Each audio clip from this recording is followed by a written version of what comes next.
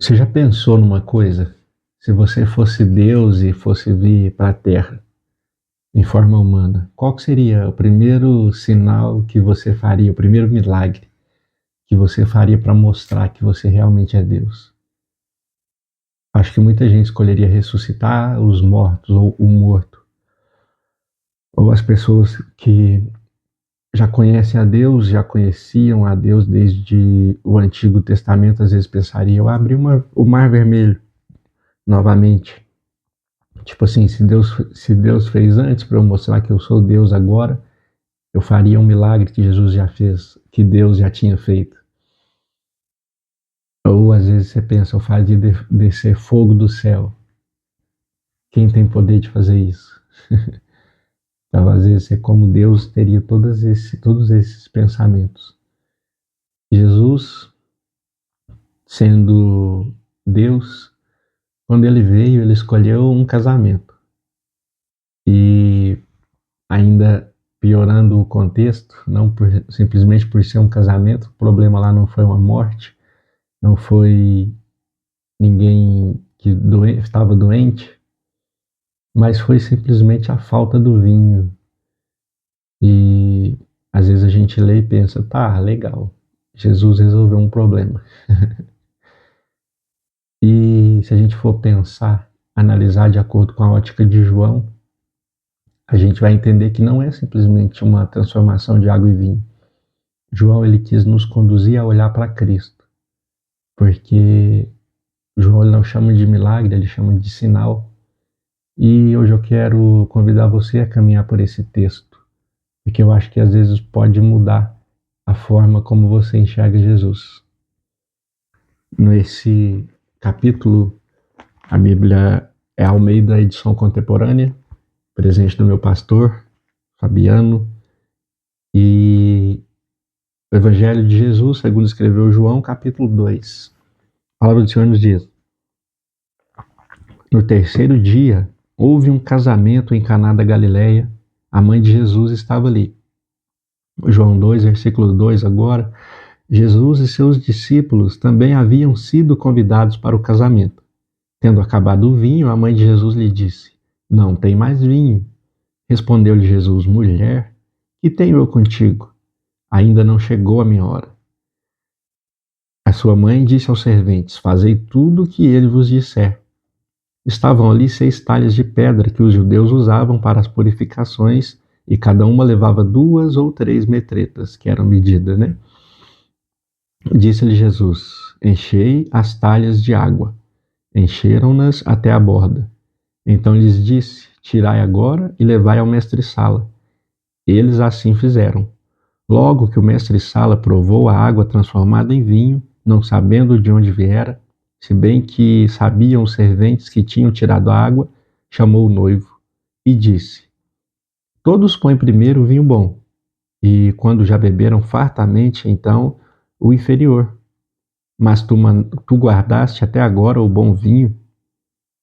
Esse, o primeiro dos sinais miraculosos, dos seus sinais miraculosos, Jesus realizou em Caná da Galileia. Assim revelou a sua glória e seus discípulos creram nele. Somente até aqui, até o versículo 11. E eu te convido a fechar os olhos e imaginar a cena. É um casamento naquela época, no contexto histórico, durava em torno de 7 dias, de muita festa, muita música, muito barulho, pessoas felizes, dançando, divertindo, cantando, pulando, instrumentos tocando, pessoas e crianças correndo, famílias reunidas que já não se viam talvez há algum tempo. E Jesus está ali. E isso já ensina uma coisa para a gente, que às vezes a gente imagina Jesus somente dentro da sinagoga, da igreja, do templo. Só que o primeiro milagre dele aconteceu numa festa. E isso revela para nós que Deus também está presente na vida comum, no nosso dia a dia. Às vezes o que Deus tem para agir na nossa vida é no nosso dia comum. Ele se importa com aquilo que acontece na nossa rotina. E de repente alguém percebe e fala: acabou o vinho. E talvez para nós isso não pareça tão sério, só que naquela cultura era vergonha. Era humilhação, era um sinal de que o casamento tinha fracassado. Era algo que aquela família, uma vergonha que aquela família carregaria por muito tempo. Era a ponto de acabar o casamento, porque era não vou lembrar a palavra, mas um prenúncio de fracasso. No casamento de uma das minhas irmãs, só trazendo um testemunho, um comparativo, não chegou a acabar o refrigerante, mas o freezer estava com problema na tomada, não lembro ao certo. A gente pôs os refrigerantes para gelar e na hora do casamento a gente foi ver que não tinha gelado. A gente serviu o refrigerante, só que serviu natural. Eu até brincava enquanto eu ia servir, eu perguntava se quer natural ou quente. E isso foi um pequeno problema. Agora pensa em todo, analisando todo esse contexto da época, todo esse contexto da falta do vinho. Aqui, nesse momento, a gente precisa pensar com o nosso coração, se colocar no lugar deles e pensar, imaginar, trazer para o nosso dia a dia. Quantas vezes alguma coisa na nossa vida também já acabou? Às vezes não é nada material, mas às vezes você já perdeu a força, já acabou sua força, a esperança, já perdeu a alegria, você já perdeu a confiança. E isso por fora ninguém entende. Para isso, para as outras pessoas, isso pode parecer algo irrelevante, algo desnecessário, mas só você sabe o efeito que afeta dentro de você a falta desse vinho, a falta que isso que acabou para você está fazendo dentro de você. Talvez é isso que você esteja vivendo exatamente hoje, essa falta, isso que está faltando. E Maria chega até Jesus no contexto desse casamento e diz: eles não têm mais vinho, acabou o vinho. Maria não manda, ela não chega, ó, se a sua mãe acabou o vinho, dá um jeito. Ela não exige que ele faça nada. Ela chega até ele, apresenta a necessidade. Cara, olha que oração linda. Simples, linda e profunda. Às vezes a gente acha que precisa convencer Deus com a nossa oração. Às vezes a gente acha que precisa mostrar para Deus o quão grande é o nosso problema. A gente precisa convencer Deus de agir, lembrar Deus de quem Ele é. E Maria, ela chega na simplicidade.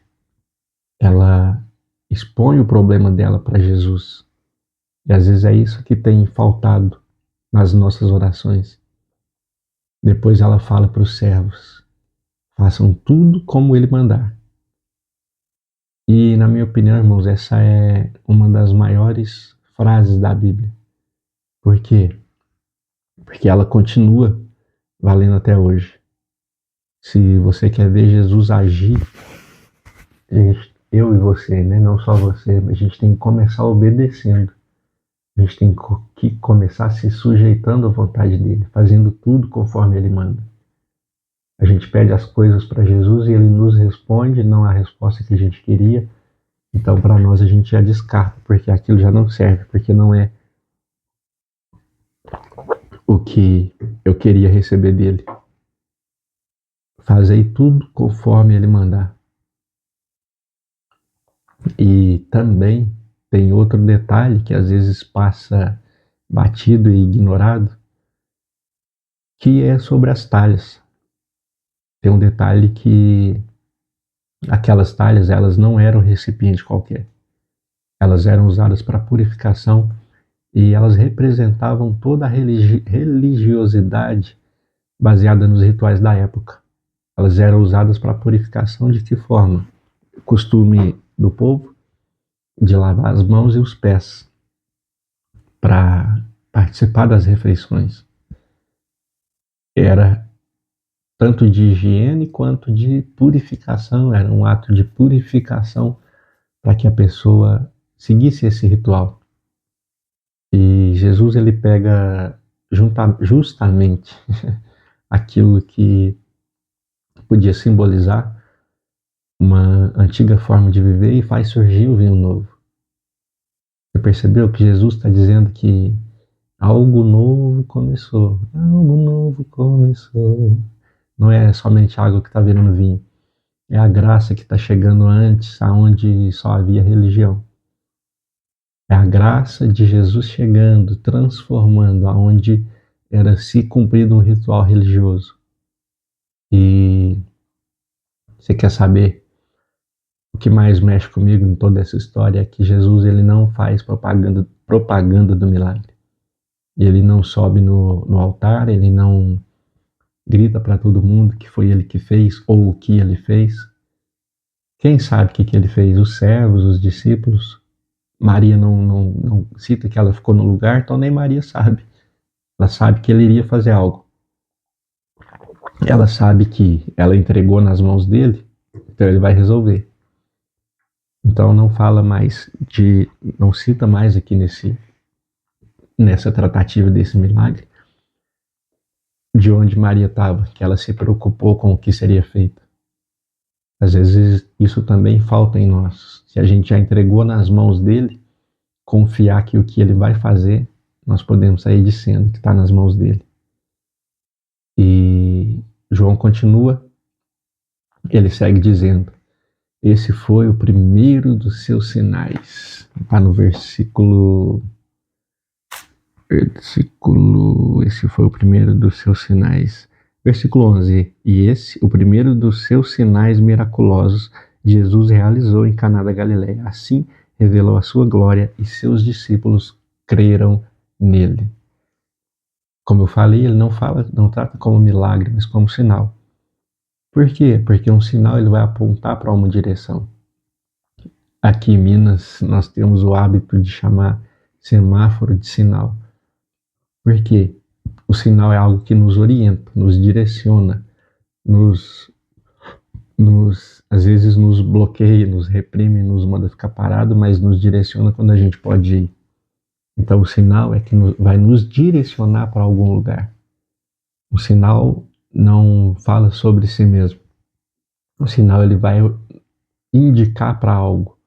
E cada sinal que Jesus operou não foi simplesmente para aquele momento, foi para que a gente entendesse quem ele realmente é. Se você pensar que foi simplesmente uma transformação de água em vinho, talvez você perdeu o principal. Porque você tem que olhar para esse texto e entender que Jesus é capaz de transformar vergonha em honra, de transformar religião ou algo religioso, que eu falo no contexto de obrigatório, ritualístico, em relacionamento. Às vezes você faz as coisas todo dia, mas como algo ritualístico que você precisa cumprir, e não como um relacionamento direto com ele. Jesus tem o poder de transformar vazio em alegria. Ele tem o poder de transformar água em vinho, o simples em extraordinário. Então, é nisso que você encontra exatamente o que João queria mostrar. E talvez o milagre que Jesus queira fazer hoje não seja mudar as circunstâncias da sua vida. Talvez seja transformar você. Talvez ele quer transformar o seu interior. Porque esse continua sendo o maior milagre de todos. Transformar o seu interior. Transformar o que parece simples, transformar talvez a sua vergonha em honra. Transformar o que às vezes parece acabado para você em algo muito maior, em algo muito melhor, a ponto de surpreender aquelas pessoas que achavam que está tudo acabado. Vamos orar? Senhor meu Deus e meu Pai, Senhor, eu te agradeço porque o Senhor deixou para nós a Tua palavra e nela, Senhor, estão registrados tantos sinais miraculosos que nos apontam para Ti, para a pessoa do Cristo.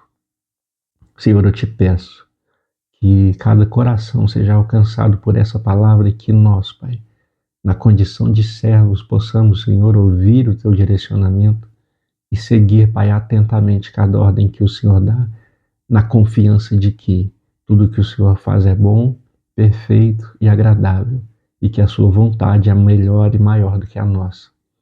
Senhor, nós cremos no teu poder, nós cremos, Senhor, que o Senhor tem o poder de transformar histórias. Nós cremos que o Senhor tem o poder de transformar vidas. Nós cremos, Senhor, que o Senhor tem o poder de transformar não somente as circunstâncias, mas o coração de cada um dos seus servos, dos seus filhos, de cada um daquele que se sujeita aos seus pés, se sujeita à sua vontade. Que esse seja o nosso coração. Nós te pedimos, nós te agradecemos, não só agora, mas para sempre. Amém. Seja edificado pela prática da palavra.